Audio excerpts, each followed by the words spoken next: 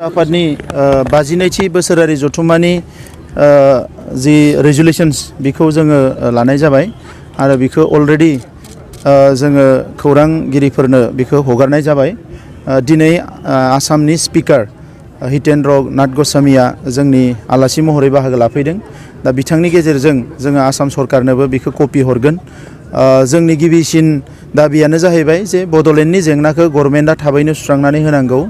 नैथि दाबिया जाहैबाय जे जोंनि जि हाथियार लानानै सोमावसारनाय आर्मस रिभलिउसनारि जिखिनि ग्रुप दङ नर्थ इस्टआव आरो आसामाव बेजों सावरायनायखौ गोख्रै खालामनांगौ आरो बिनि थाखाय मिरु सरकारजों लोगोसे नर्थ इस्टनि मोनफ्रोमबो स्टेटआ बिनि सायाव बिथांमोना नारसिननाय मोनसे लाखिनांगौ। बिनि थाखाय जोङो दाबि दैखांनो थाखाय जोङो दिनै रेजुलेसन लादों।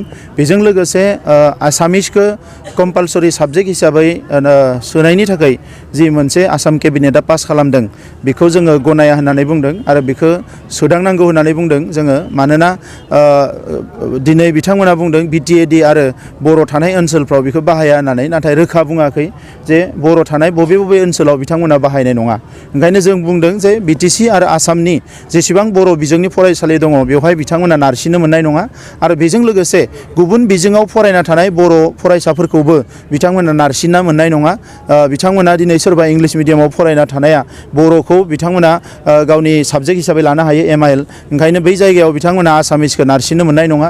सोरबा हिन्दी मिडियामाव फरायदोंबा बेखौबो नारसिननो मोननाय नङा आरो सोरबा असमियाव फरायथारनाय बर' फरायसाफ्रा बर'खौ मोनसे लेंगुवेज साबजेक्ट लानो हायो बेखौबो बिथांमोना नारसिननो मोननाय नङा। दा बेखौ जोङो आसाम गभर्नमेन्टनो दिनै दैथायहरगोन आरो बेजों लोगोसे जोङो मोनसे दाबि दैखांदों स्टेट रिअर्गेनाइजेसन कमिसन। इन्डियायाव भारत हादोरा सोरजिजानायनि उनाव 1953 निफ्राय 56सिम स्टेट रिअर्गेनाइजेसन कमिसन लाबोदोंमोन, बिनि उनाव लाबोआखै। दिनै भारतआव गोबां रायजो बिग्रा आफादफ्रा सोमावसारगासिनो दङ।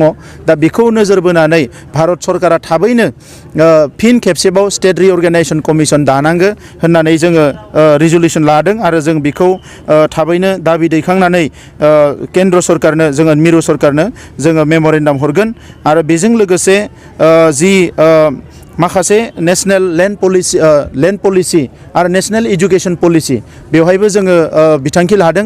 नेशनेल एजुकेशन पलिसियाव जों बुंदों जे बेखौ इमप्लिमेन्ट खालामनायनि सिगाङावनो आसामाव बर' बिजोंनि जेसेबां जेंना दङ बे गासैबो जेंनाखौ सुस्रांनानै होनांगौ होननानै जोङो दाबि दैखांदों। नेशनेल पलिसिया इमप्लिमेन्ट जानायनि सिगाङावनो जेसेबां बर' बिजोङाव जेंना दङ, फोरोंगिरि नांगौ, लेखा मोनाखै, प्रभिन्सियेलाइज जायाखै, जेसेबां जेंना दङ गासैखौबो खेबसेयावनो सुस्रांनानै होनांगौ होननानै जोङो दाबि दैखांदों। बेजों लोगोसे जि मोनसे मोनद' हारिखौ ST खालामनाय बिनि सायाव आसाम सरकारा हाइ लेभेल कमिटिया रिकमेन्डेसन हरगोन होनदों आरो जों दाबि दैखांदों जे मोनद' हारिखौ ST खालामनो मोना। बिनि सोलायै बिथांमोननो जि बेबस्था होयो बेखौ जोङो गनायगोन, नाथाय बिथांमोनखौ मोनद' हारिखौ ST खालामनो मोना आरो बेखौ CC2 गेजेरजों गोख्रोङै सोमावसारलांबाय थानो थाखाय जोङो बेवहाय थांखि लानाय जादों। आरो बेजों लोगोसे जि क्ल'ज नाम्बार 6 आसाम एकर्ड 1985नि बेवहाय आसामिस मानसिफोरनि रैखाथिनि थाखायल' खोथा बुंनाय जादों। जोङो बुंदों बेखौ जोङो दानि जि महर बे महराव जों गनायनाय नङा। जुदि बेखौ सोदाङोब्ला आरो बियो बयनिबो थाखाय खालामोबा अब्लासो जोङो बेखौ गनायगोन होननानै जोङो बेवहाय रेजुलेसन लादों आरो आसाम सरकारनो जोङो दैथायहरगोन। आरो दानि जि केबनि उनाव जाफैबाय, बे नि जि मुभमेन्ट बेवहाय जोंहा मरेल सापर्ट दङ होननानै बुंदों जोङो, नाथाय बेबायदि दुं हाव थासारिखौ जोंनि ओनसोलाव सोमजिहोफैनो थाखाय जों गोसो गैया।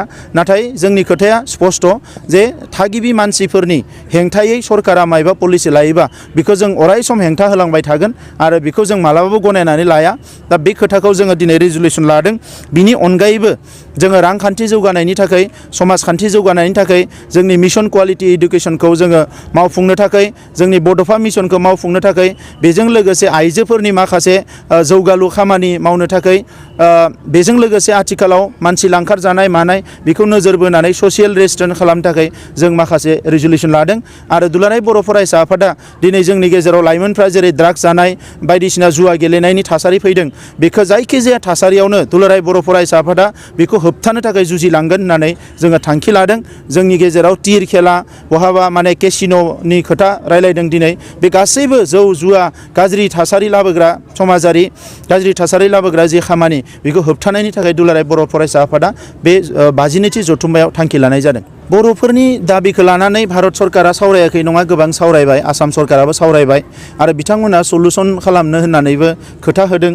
दा नैबे समाव बिथांमोना दिनै नेशनेल मोनसे पलिसि हिसाबै केबखौ लाबोबाय, बियो का जाफैबाय। दा बेवहाय जि दुंहाव थासारि जादों बेखौ लानानै बिथांमोना एसे फावसायनो हायो, नाथाय बिथांमोना जोंनो खोथा होनानै दङ जे जेरैखि जाया बड'लेण्ड जेंनाखौ सुस्रांगोन होननानै बिथांमोना खोथा होनानै दङ। खालि दिनै बिथांमोना स्पष्ट खालामाखै जे बर'फोरनो मा होनो हायो मा होनो हाया। बिथांमोना बुंदों जे नोंथांमोनाबो जों बुंदों जे बर'फोरनि राव थुनलाइ हारिमु थामोनथा हा हु राजखान्थि अधिकारा फैगौ 100 बोसोरनि थाखाय रोखा जानाय। जोंनो जुदि बिथांमोना माबा मोनसे मोजां होनो हायोब्ला अब्ला जोङो गनायनो हायो, नङाब्ला ओरैनो थगायनाय हिसाबै बिथांमोना माबा मोनसे होफ्लानानै जोंनि हाथियार सोमावसारग्रा आफादफोरखौ फोजोबनोल' थांखि लादोंब्ला बा जोंनि डेम'क्रेटिक सोमावसारनायखौल' फोजोबनो थांखि लादोंब्ला बेखौ जों मालाबाबो गनायनाय नङा। मानोना बर'फ्रा अलरेडि BSc आरो BTC मोनबाय। दा बिनि उनाव जा मोनगोन बिनि गोजौआव जोङो माखासे गोहो गोनां जोङो बेबस्थाखौ मोननांगोन, जोङो एरेन्जमेन्टखौ मोननांगोन आरो बेखौ लानानैनो जोङो जोबोद स्ट्रंलि जोङो नोजोर होदों जे गभर्नमेन्टआ मा खैसारि सादों। दा बे बुब्लियाव आङो बेखौनो बुंनो सानो बर'फोरनि गेजेराव खौसेथि फैनांगोन। दिनै 30-40 बोसोराव गावस्रा माखासे थासारि फैबाय, गावजों गाव थैलायलायनाय बायदिसिना, आरो दाबो जोंनि गेजेराव गावस्रा थासारिया फैदों आरो माखासे दैदेनगिरिफ्रानो बेखौ खालामदों। आङो गोसो गोरबोनिफ्राय खावलायो दुलाराय बर' फरायसा आफादनि जानानै आरो आंनि फारसेनिफ्रायबो गोसो गोरबोनिफ्राय खावलायो जे गावस्रानि थासारिखौ बन्द' खालामनांगौ आरो खौसे जानानै जोंनि बर'फोरनि बयनिख्रुइबो हास्थायसिननाय मोनसे दाबि बड'लेण्ड दाबिखौ सुस्रांनो थाखाय जों खौसे जानांगौ आरो बे बुब्लियाव जाहाथे रावबो हेंथा हेंसिखौ साना, बेखौनो आं खावलायो।